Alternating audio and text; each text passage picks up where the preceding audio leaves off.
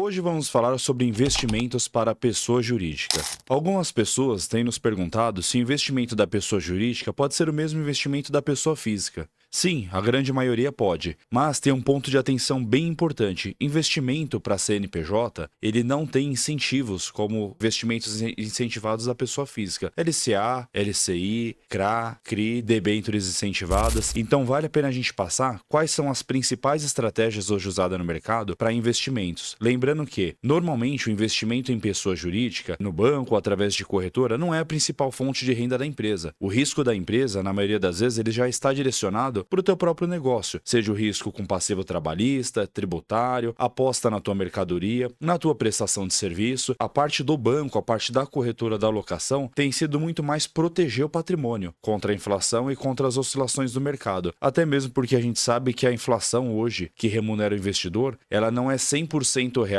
conforme a gente consome, pegando como referência supermercado, combustível, impostos e até mercado de luxo. Pois bem, vamos lá. Qual que é a melhor alternativa hoje para os investimentos de curto prazo? Quando a gente pensa no curto prazo, esse curto prazo ele pode ser estendido até 6 meses. Eu vou um pouco mais além do que isso. Curtíssimo prazo. Aquele investimento que é o teu capital de giro, o teu fluxo mensal, o teu fluxo quinzenal. Existe hoje uma alternativa no mercado muito pouco utilizada ainda, que são as compromissadas. O que é a compromissada? É uma aplicação em renda fixa, então ela não existe volatilidade, não tem como você perder dinheiro, não vai ter oscilação, é ultra mega conservador. E o que diferencia a compromissada, por exemplo, por um fundo de investimento de liquidez ou até mesmo para um CDB?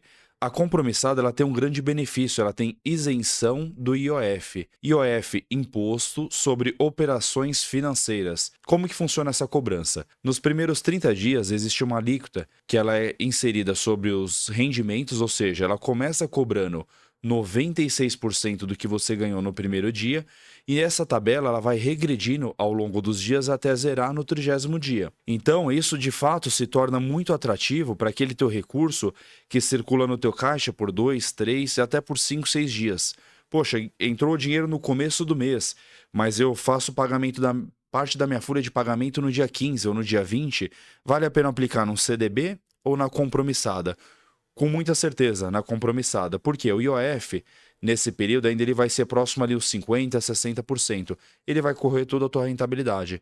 E aí a gente acaba se deparando com o ponto que muitos clientes às vezes brigam. Poxa, 101, 102, 103% do CDI, fica nessa briga de um percentual bem pequeno para um CDB, como um instrumento, como uma utilização de curtíssimo prazo. E aí eu te falo, não vale a pena. Quando a gente compara a compromissada, em alguns períodos, nesse curto espaço de tempo, ela chega a dar até 4, 5, 6.000% em relação ao CDI. Simplesmente por não ter a cobrança do IOF, que é o maior detrator da tua rentabilidade nesses primeiros 30 dias. Então essa, para curtíssimo prazo, sem sombra de dúvida, é a melhor opção. Segunda opção, pensando por critério de risco, Tesouro Direto. Então hoje a gente tem algumas modalidades do Tesouro Direto que você consegue preservar o capital da tua empresa, ter a mesma extensão de benefícios como se fosse um CPF, só que você investe numa renda fixa, que você sabe quem que é o emissor, que é o Tesouro Nacional, então o teu risco é soberano, é o risco da economia brasileira, risco país, e ao mesmo tempo você consegue ter um fluxo de liquidez muito melhor. Mesmo que você invista num título de 1, de 2, de 5 anos, por conta do risco, que é baixíssimo, por conta do volume da dívida emitida, que é bem grande, é um lastro bem astronômico, e pelo volume de negociações entre compras e vendas, esse teu ativo ele se torna muito mais líquido, ao ponto que, em alguns momentos, dependendo da taxa que você contratou, qual que foi o índice, se foi inflação, se foi pré-fixado, você consegue até movimentar esse ativo antes mesmo do vencimento, ganhando dinheiro, saindo com uma posição de tela maior do que você enxerga no teu aplicativo, no teu relatório. E aí quando a gente vai para tesouro, existem algumas modalidades que a gente consegue até blindar de fato o teu patrimônio. Eu tenho ele na modalidade pré-fixada, que é a NTNF, então além de ser pré-fixado, te paga um juro semestral. Você tem a LTN, que é um tesouro também pré-fixado, só que ele só vai te pagar no vencimento.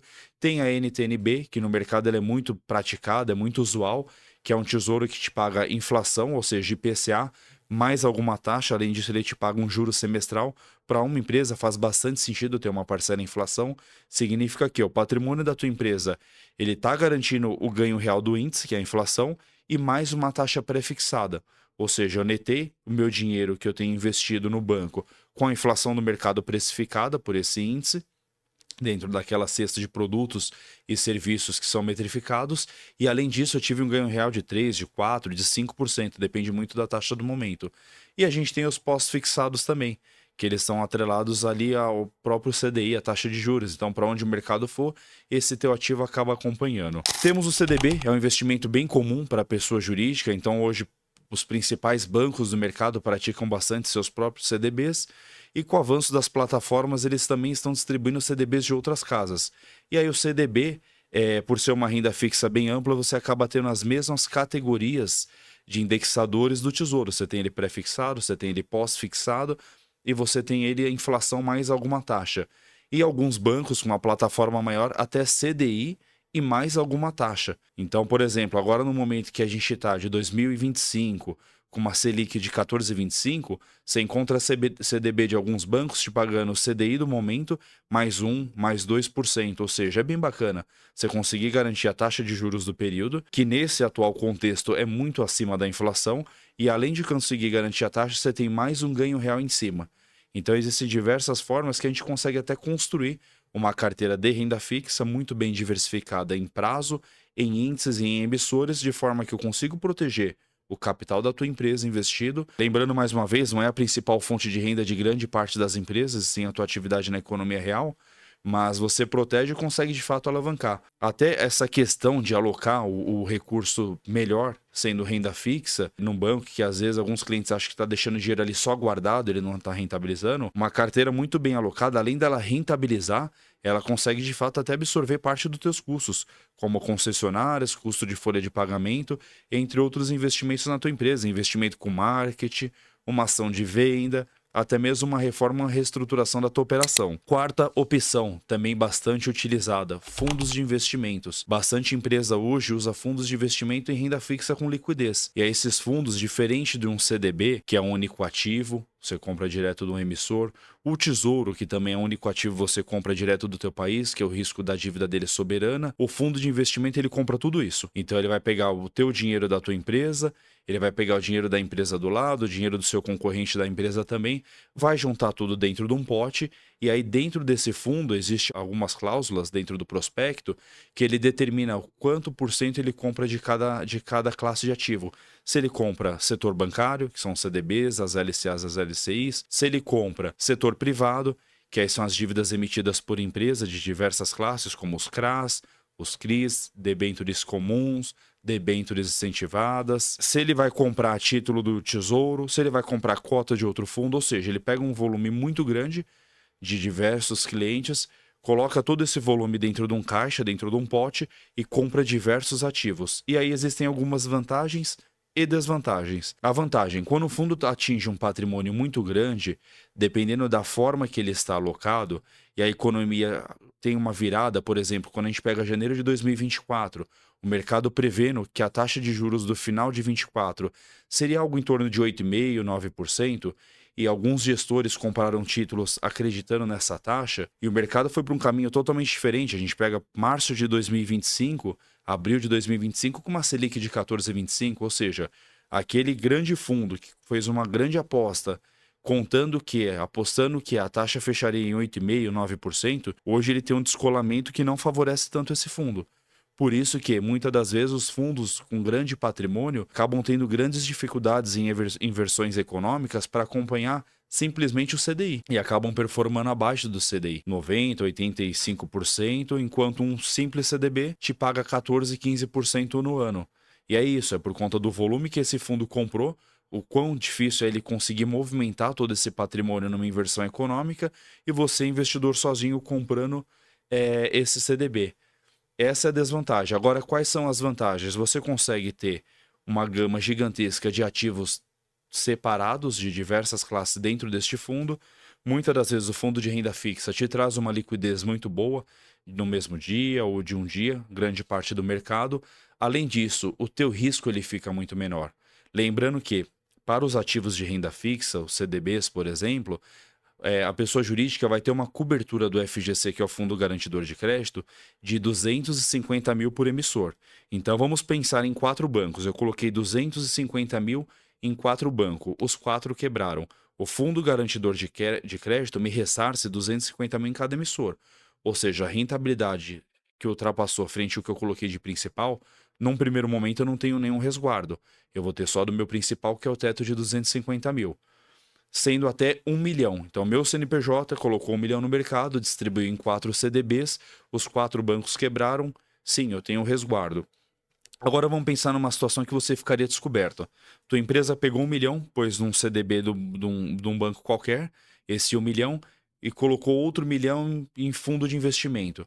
E aí este CDB que você comprou do banco número 1, você comprou ele à vista como um ativo, ele quebrou, lembrando que esse CDB, de imediato, ele vai te cobrir 250 mil, que é o FGC, o Fundo Garantidor de Crédito, porque por emissora é só 250 mil. E aí, qual que é o impacto dele dentro do teu fundo de investimento? Muito provável que a parcela que ele corresponde ao patrimônio total desse fundo seja baixa, de 1%, 2%, algo em torno disso. Ou seja, o impacto no teu fundo de investimento, que se você colocou o mesmo 1 milhão, talvez uma rentabilidade não tão boa naquele mês, ou uma rentabilidade zerada, ou algo em torno de 0,5% negativo, o impacto é irrisório. E aí essa é a grande vantagem do fundo, ele pulveriza em diversos ativos, então ele diminui o teu risco de crédito e te traz uma grande vantagem de liquidez. Então, o fundo de investimento ele ainda tem sido uma grande alternativa do mercado, principalmente para as empresas que buscam alocação de médio prazo. Então, eu não quero ficar num CDB de 2 anos, mas também não preciso da compromissada, que eu tenho uma grande vantagem até meu 20º dia. Fundo de investimento cabe perfeitamente para essa alocação de meio prazo. Lógico que o que eu estou dizendo aqui é de forma superficial. É olhando uma empresa padrão numa alocação bem genérica. O ideal é que a gente bata um papo, você bata um papo com o teu assessor, com o teu gerente, para de fato pôr no papel qual que é o teu momento empresarial, quais são os seus objetivos, quais são as fragilidades do teu segmento, para melhor ser calibrada essa alocação. E nas minhas considerações finais sempre quando você for fazer uma alocação na tua empresa, tenha em mente que se o teu perfil não for agressivo, não for arrojado para investimento, procure esses investimentos mais tradicionais. Provavelmente eles não vão deixar a tua empresa rica, milionária de um dia para o outro, mas vão sim te trazer um conforto de corrigir o teu patrimônio, corrigir o teu capital ao ponto que esse mesmo 1 milhão que você tem hoje, daqui 5, 10 anos, você tem o mesmo poder de compra corrigido e um ganho adicional. Essa é a principal estratégia para uma alocação. Se você hoje tem conta em banco, em corretora, tem ainda algum investimento que não está te agradando, não está rentabilizando tão bem, entre em contato conosco, com o time da Vertic.